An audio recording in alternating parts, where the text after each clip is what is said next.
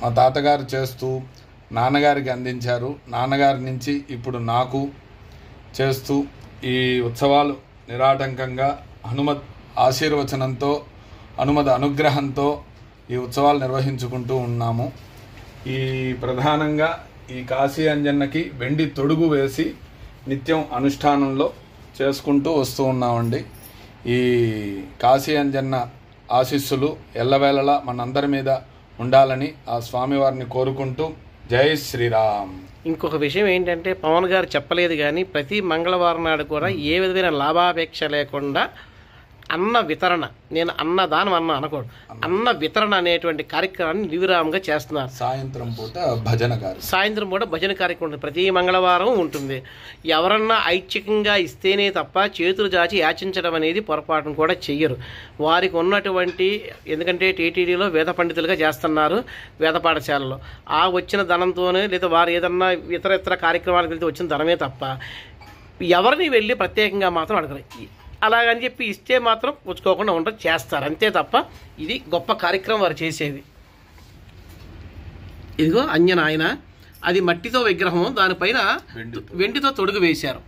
ఇదిగోండి సీతారామ లక్ష్మణులు ఇక్కడ. ఇది దేవతార్చన మొత్తం అంతా కూడా.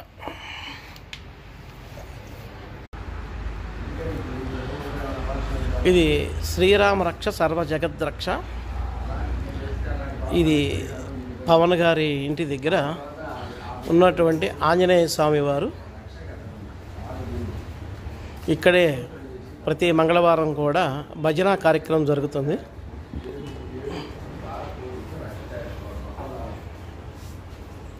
పవన్ గారి యొక్క తాతయ్య గారు వీరు గుంటూరులో రామనామ క్షేత్రంలో మా తాతయ్య గారు రాగం వెంకటేశ్వర్లు గారి దగ్గర చక్కగా మేనేజర్గా 20 సంవత్సరాలు చేశారు.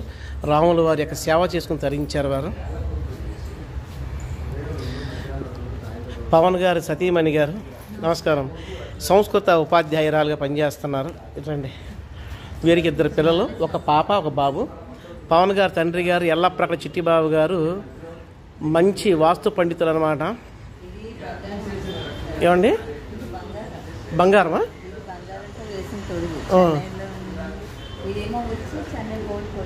ఓకే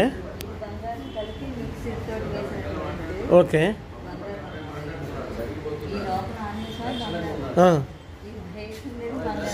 ఓకే ఓకే ఇదంతా బంగారమేనట్టండి. చూడండి, మరి ఆ భగవంతుని కాపాడుకుంటున్నారు చూడండి. మరి అదంతా బంగారం అంట, చుట్టూ మాత్రం బంగారం కోటింగ్ అంట. ఇది మాత్రం బంగారం.